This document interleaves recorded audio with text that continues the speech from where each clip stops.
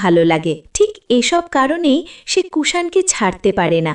সে ভালো করেই জানে এই বোকা ছেলেটা তাকে কত বেশি ভালোবাসে, তাকে ছাড়া সে এক সেকেন্ডও থাকতে পারবে না। এটাও জানে তোরা। তোরা এবার কুষাণকে সান্ত্বনা দিয়ে বলল,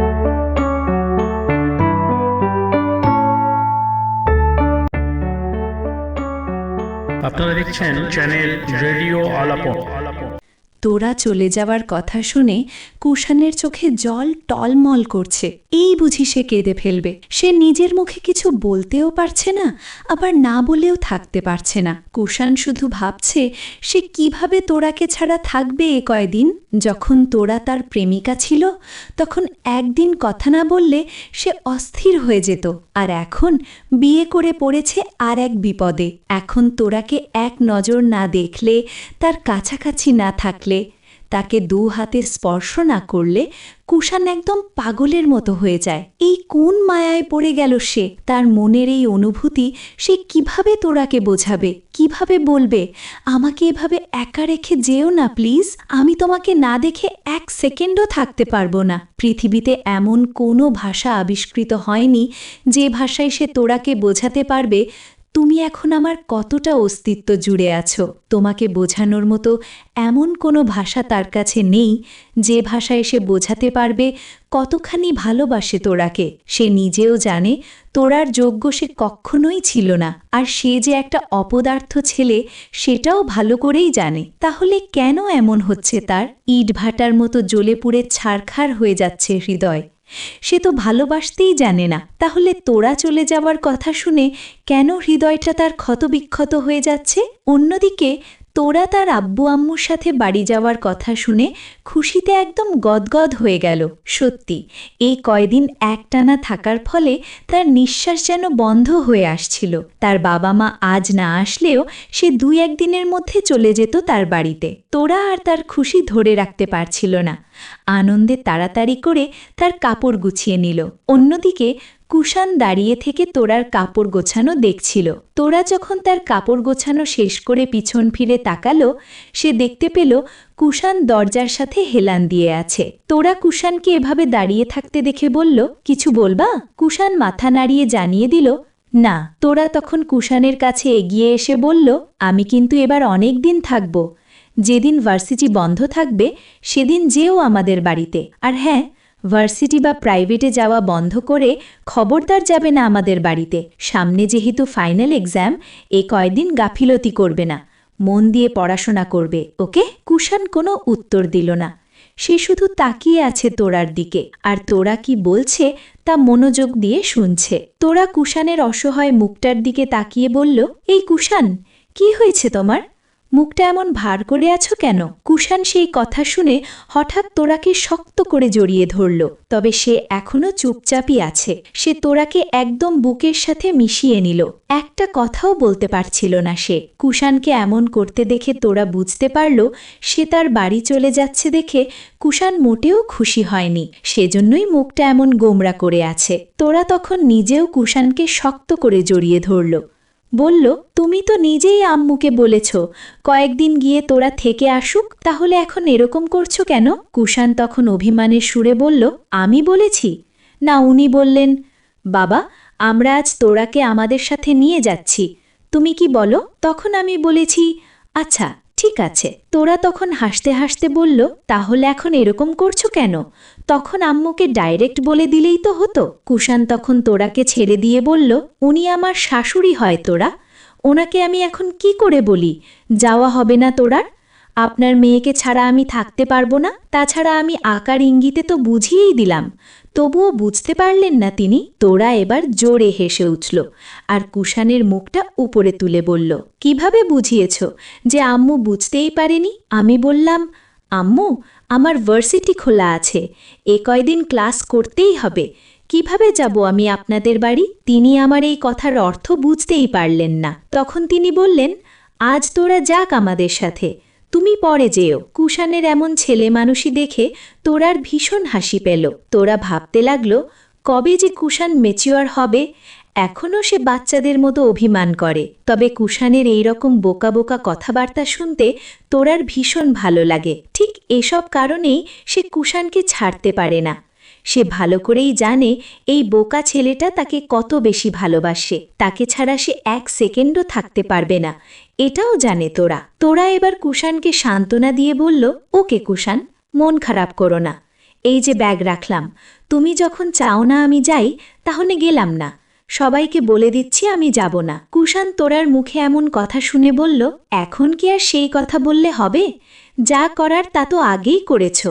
তুমি মায়ের সামনে যেভাবে কান্নাকাটি শুরু করে দিলে, মনে হচ্ছিল আমি তোমার উপর ভীষণ অত্যাচার করছি, আর সেজন্য আমার হাত থেকে পালিয়ে বাঁচার চেষ্টা করছো। আম্মু তো তোমার কান্না দেখেই এভাবে সাথে করে নিয়ে যেতে চাইছেন। তোরা কুষাণের কথা শুনে বলল, অত্যাচারই তো করা হচ্ছে আমার উপর। তুমি অত্যাচার না করলেও দিনরাত তোমার মা আর বোনদের কথার অত্যাচার সহ্য করতে হচ্ছে আমাকে। আমার নিঃশ্বাস একদম বন্ধ হয়ে যাচ্ছে কুষাণ, সত্যি আমার ভালো লাগছে না কিছু, সেজন্য কিছুদিন একটু বাড়ি গিয়ে থেকে আসতে চাইছিলাম। কুষাণ বলল, আমার মা তোমাকে নানা ধরনের কথা শোনায় সেটা আমি ভালো করেই জানি, আমার বোনেরাও যে আম্মুর মতো সেটাও জানি। এদেরকে আমি যতই বলি না কেন এভাবে তোরার সাথে কথা বলো না, তবুও এনারা কিছুতেই শুনবেন না, কারণ এরা পুরাই ঘাড় তেরা টাইপের, নিজেরা যা বুঝে সেটাই করবে, অন্য কারো কথা এদের কানেই যায় না। এই পরিস্থিতিতে আমি কি করতে পারি বলো?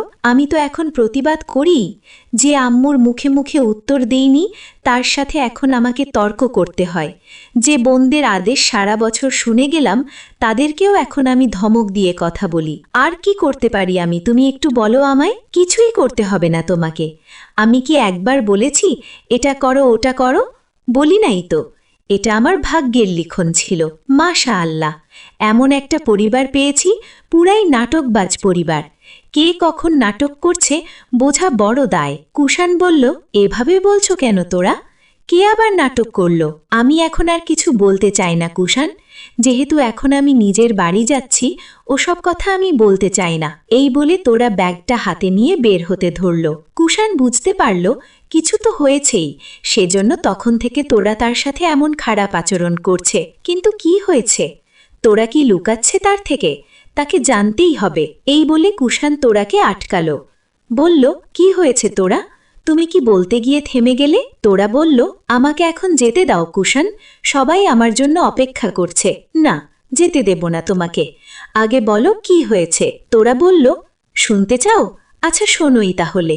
তোমার মা যে কিছুক্ষণ আগে নাটকটা করল, সেই নাটকটা কি তুমি বুঝতে পেরেছ? নাটক? কিসের নাটক? এই কিছুক্ষণ আগেই যিনি সুস্থ সবল ছিলেন, ভালো মানুষের মতো হেঁটে বেড়াচ্ছিলেন, তিনি হঠাৎ মেহমান দেখেই অসুস্থ হয়ে গেলেন। উনি ভেবেছেন আমার তো আঙুল কাটা গেছে, এখন বুঝি ওনাকেই মেহমানদের খাতির যত্ন করতে হবে, এই ভয়েই ব্যথার অভিনয় শুরু করে দিয়েছেন। এসব অভিনয়ালা মানুষ না আমার একদম অসহ্য। এই কথা এখন আমি বলি কাকে? বললেও তো বিশ্বাস করবে না কেউ। আর তুমি তো নওই। কুষাণ বলল, মা অভিনয় করছে মানে? না জেনে বুঝে আন্দাজেই একটা কথা বললেই হলো নাকি? আম্মুর তো সত্যি সত্যি বাতের ব্যথা। তোরা তুমি কেন ওনার সাথে লাগতে যাও সত্যি আমি বুঝি না। ওনাকে ওনার মতো থাকতে দাও না, কেন এই সামান্য ব্যাপার নিয়ে আমার সাথে রাগারাগি করছো? তোরা বলল, সামান্য ব্যাপার? এটা তোমার কাছে সামান্য ব্যাপার মনে হচ্ছে? আমার বাবা মা কি সারাদিন তোমাদের বাড়ি আসে? বিয়ের পর আজ প্রথমবার এলো। ওনার কি উচিত ছিল না নিজ দায়িত্বে তাদের আপ্যায়ন করানো, তাদের সাথে ভালো মন্দ গল্প করা? তা না করে ঘরের মধ্যে চুপটি করে বসে আছেন। এটা কি ধরনের আচরণ কুষাণ? এটা কি ঠিক হয়েছে ওনার? উনি নিজেকে মনে করেনটা কি, যে অহংকারের জন্য কারো সাথে কথা বললেন না? আব্বু আম্মু দাদি আর চাচি কি মনে করল কে জানে। কুষাণ বলল, আম্মু এমনই, তা এখন কি করতে পারি আমি? ওনাকে কি বাসা থেকে বের করে দেব, না তোমাকে নিয়ে বাসা থেকে বের হয়ে যাব? তুমিই বলো কি করব এখন? তোরা কুষাণের মুখে এমন উত্তর কখনোই আশা করেনি। তোরা বলল, বাহ কুষাণ বাহ, আমি কখন বললাম তোমার মাকে বের করে দাও বাড়ি থেকে, বা আমি তোমার সাথে আলাদা থাকতে চাই? বলেছি একবার আমি? তাহলে তুমি বললে কেন সে কথা? বলনি, কিন্তু তোমার কথাবার্তা শুনে সেটাই মনে হচ্ছে আমার। তোমার প্রবলেম তো আমাকে নিয়ে নয়, আমার মা আর বোনদের নিয়ে। তোরা বলল, তোমাকে নিয়েও আমার প্রবলেম কুষাণ, তুমি সোজা জিনিস উল্টোভাবে বোঝো সবসময়। তোমাকে আমি বললাম কি আর তুমি বুঝলে কি? এই বলে তোরা চলে গেল। কুষাণ আর রুম থেকে বের হলো না। সে ধপাস করে শুয়ে পড়ল বিছানায়। আর বালিশটা মাথার নিচে দিয়ে ভাবতে লাগলো তাদের দুজনের সম্পর্ক মনে হয় কখনোই ভালো হবে না, সারাক্ষণ তাদের ঝগড়া লেগেই থাকবে। বাড়ি চলে যাওয়ার সময়ও তোরাকে সে হাসি মুখে বিদায় দিতে পারল না। কুষাণ নিজেই নিজেকে প্রশ্ন করতে লাগলো, এই ঝগড়ার শেষ কোথায়? কবে তাদের মধ্যে সবকিছু ঠিক হয়ে যাবে? তোরার বাড়ির লোকেরা তোরার জন্যই অপেক্ষা করছে। সবাই বাসা থেকে বেরোয়েছে, কিন্তু তোরারই তো আসার কোনো খবর নেই। তোরার মা বাবারা চলে যাওয়ার সময়ও কামিনী রুম থেকে বের হলেন না। জারিফ চৌধুরী কত করে বললেন, একবার অন্তত তাদের থাকার কথা বলো। তারা তো আর বললেই থাকবে না। কামিনী সাফ জানিয়ে দিলেন, তারা আমার কিসের আপনজন যে থাকার কথা বলতে হবে? তারা চলে গেলেই কি আর থেকে গেলেই কি? আমার পছন্দ না ওনাদের। যাদের মেয়েকেই আমার পছন্দ না, তাদের ফ্যামিলির লোকজনকে পছন্দ হবে কি করে? জারিফ চৌধুরী একদম অবাক হয়ে গেলেন কামিনীর কথা শুনে। তিনি তো ভেবেছিলেন কিছুটা হলেও কামিনীর মধ্যে পরিবর্তন এসেছে, সেজন্য তোরাকে বাড়ির বউ হিসাবে স্বীকৃতি দিয়েছেন আর তাকে সংসারের সব দায়িত্ব বুঝিয়ে দিয়েছেন। আজ পরিষ্কার বুঝে গেলেন জারিফ সাহেব, এটা কামিনীর পুরোই একটা নাটক ছিল। আসলে কামিনী কুষাণের চোখে ভালো সাজার জন্যই তোরাকে এসব দায়িত্ব দিয়েছিলেন, কারণ কামিনী বুঝতে পেরেছেন তার ছেলে তোরাকে ছাড়তে পারবে না কিছুতেই। সেজন্য অযথা তোরাকে ডিভোর্সের ভয় দেখিয়ে লাভ হবে না। তবে কামিনী এমন কিছু পরিকল্পনা করেছেন যাতে তোরা নিজের থেকে এ বাড়ি ছাড়তে বাধ্য হয়। এতে করে সে তার ছেলের চোখেও ভালো থাকবে আর তার আপদও দূর হবে। এখন দেখা যাক তোরা কামিনীর পাতানো ফাঁদে পা দিয়ে কুষাণকে ভুল বুঝে তাকে ছাড়ার সিদ্ধান্ত নেয় কিনা, না সব কিছু সহ্য করেও কুষাণের সাথেই রয়ে যায়। স্বর্ণাকে চলে যেতে দেখে সোনিয়ার ভীষণ মন খারাপ হলো। স্বর্ণা নিজেও ভীষণ আপসেট হয়ে আছে। তার ইচ্ছে করছিল আজ সোনিয়ার সাথে থাকতে। দুইজনে একদিনেই ভীষণ ক্লোজ হয়ে গিয়েছিল। সোনিয়া হঠাৎ স্বর্ণাকে জড়িয়ে ধরে বলল, আবার আসিও। স্বর্ণা বলল, তুমিও যেও আমাদের বাসায়। আচ্ছা ঠিক আছে। হঠাৎ স্বর্ণার সুমনের দিকে চোখ গেল। সুমন দরজায় দাঁড়িয়ে আছে। স্বর্ণাকে এভাবে তাকাতে দেখে সুমন তার রুমের ভিতর চলে গেল। তোরা চোখ মুছতে মুছতে ব্যাগ হাতে নিয়ে এলো সবার সামনে। তোরাকে একা আসতে দেখে গোলাপ সাহেব বললেন, মা, কুষাণ কই? ও আসলো না যে? তোরা কিছু বলার আগেই তোরার চাচি বললেন, তোরাকে তোমরা বড়লোক ঘরে বিয়ে দিয়েছ ঠিকই, কিন্তু মানুষগুলোর মন মোটেও বড় নয়, কেমন যেন অন্যরকম। কি অহংকার তোরার শাশুড়ির! উনি তো ঘর থেকেই বের হলেন না। আর মেয়েগুলো যে অফিস থেকে আসলো, তারা ওই যে ঘরে ঢুকলো আর বের হলো না। এরকম বাড়িতে কেউ আসে নাকি? অন্যদিকে তোমাদের জামাইকে দেখো, সেও যাওয়ার সময় একটু বিদায় দিতেও আসলো না। স্বর্ণা তার মায়ের কথা শুনে বলল, আম্মু, তুমি একটু বেশিই বোঝো। দেখলেই তো তোরা আপুর শাশুড়ি ব্যথায় উঠতে পারছেন না। তিনি কিভাবে রুম থেকে বের হবেন? আর ওনাদের মেয়েরা অফিস করে ক্লান্ত শরীরে বাসায় ফিরেছে, কখন তোমাদের সাথে গল্প করবে? আর আমাদের কুষাণ দুলাভাইয়ের কথা বলছো তো? তোরা আপু আমাদের সাথে চলে যাচ্ছে দেখে উনি একটু আপসেট হয়ে আছেন, এর জন্য আসলেন না। স্বর্ণার মা মুখ ভেঙচিয়ে বললেন, তুই হঠাৎ এদের গুণগান গাচ্ছিস কেন? তোর আবার কি হয়েছে? স্বর্ণা বলল, কি আবার হয়েছে? যা সত্য তাই বললাম। তোরা বলল, আমি একটু সবাইকে বলে আসি, তোমরা আরেকটু অপেক্ষা করো। এই বলে তোরা প্রথমে তার শাশুড়ির রুমে ঢুকল। কামিনীকে বলল, মা, আসছি। কামিনী কোনো উত্তর দিলেন না। জারিফ চৌধুরী কামিনীর সাথেই ছিলেন। তোরা জারিফ চৌধুরীকেও বলল। জারিফ চৌধুরী বিছানা থেকে নেমে এসে বললেন, মা, তাড়াতাড়ি আসার চেষ্টা করিও, ঠিক আছে? আচ্ছা আব্বু। এই বলে তোরা তার ননদদের থেকে বিদায় নিতে গেল। আর জারিফ চৌধুরী গোলাপ সাহেবের কাছে গিয়ে ওনার হাত ধরে বললেন, বিআই সাহেব, এটা কিন্তু ঠিক হলো না। আজকের রাতটা কিন্তু আপনারা থেকে যেতে পারতেন, এসেই চলে যাচ্ছেন, কেমন একটা কথা। গোলাপ সাহেব বললেন, অন্য আরেকদিন আসবো বিআই, সেদিন থেকে যাওয়ার মন মানসিকতা নিয়েই আসবো। আপনি বিআইনকে নিয়ে আসবেন আমাদের বাড়িতে। আচ্ছা যাব। হঠাৎ কুষাণ এসে দাঁড়ালো সবার সামনে, কিন্তু তোরা ছিল না, কারণ তোরা একে একে ইরা, মীরা, লীরার কাছ থেকে বিদায় নিতে গিয়েছিল। কুষাণ গোলাপ সাহেব আর চামেলি বেগমের কাছে গিয়ে বলল, আম্মু, আবার আসবেন। আব্বু, যখন মনে হবে মেয়ের কথা তখনই আসবেন। গোলাপ সাহেব বললেন, ঠিক আছে বাবা, সেটা আর বলতে হবে না, তুমিও যেও বাবা, গিয়ে তোরাকে নিয়ে আসিও। কুষাণ মাথা নাড়িয়ে জানিয়ে দিল। এবার কুষাণ হেনা বেগমের হাত ধরে বলল, দাদি, মাঝে মধ্যে একটু নাতনির বাড়িতে বেড়াতে আসলেই তো নাতনির মন ভালো থাকে। আসবো আসবো, অবশ্যই আসবো। এই বলে দাদি সবাইকে বললেন, তোমরা সবাই সামনে এগিয়ে যাও, আমি একটু কুষাণের সাথে একা কথা বলবো। হেনার কথা শুনে সবাই বাসা থেকে বেরোলো। সবাই চলে গেলে কুষাণ তার দাদিকে ফিসফিস করে বললেন, তাড়াতাড়ি বাচ্চা কাচ্চা নেওয়ার ব্যবস্থা কর ভাই, কয়দিন বাঁচি কে জানে। তোদের বাচ্চা কাচ্চাদের সাথে খেলাধুলা করার ভীষণ ইচ্ছে হচ্ছে আমার। কুষাণ দাদির মুখে বাচ্চা কাচ্চার কথা শুনে মুচকি হাসল। দাদি বললেন, ওভাবে হাসলে তো হবে না, যা বললাম অবশ্যই মাথায় রাখবি। আর তুই কি এখনো ছোট আছিস? একটু লজ্জা পাস কেন? হঠাৎ তোরা এলো সেখানে। দাদিকে একা দেখে বলল, দাদি, আম্মুরা কই? দাদি বললেন, ওরা চলে গেছে বাইরে, আমি একটু কুষাণের সাথে কথা বলছিলাম। এই বলে দাদি কুষাণের কানে কানে বললেন, যা বললাম মনে যেন থাকে। এই বলে দাদি চলে গেলেন। আর তোরাকে বলে গেলেন, তাড়াতাড়ি আসিস তুই, আমরা কিন্তু বেশিক্ষণ দেরি করতে পারবো না। দাদি চলে যাওয়ার সাথে সাথে কুষাণ তোরাকে জড়িয়ে ধরে বলল, সাবধানে যেও, আর বাসায় পৌঁছে আমাকে কল করো। তোরা বলল, হ্যাঁ করব।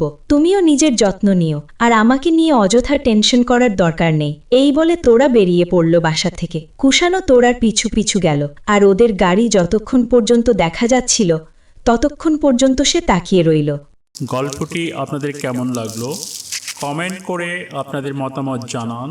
আমাদের জীবন কথা চ্যানেলটি সাবস্ক্রাইব করুন এবং বন্ধুদের সাথে ভিডিওটি শেয়ার করুন।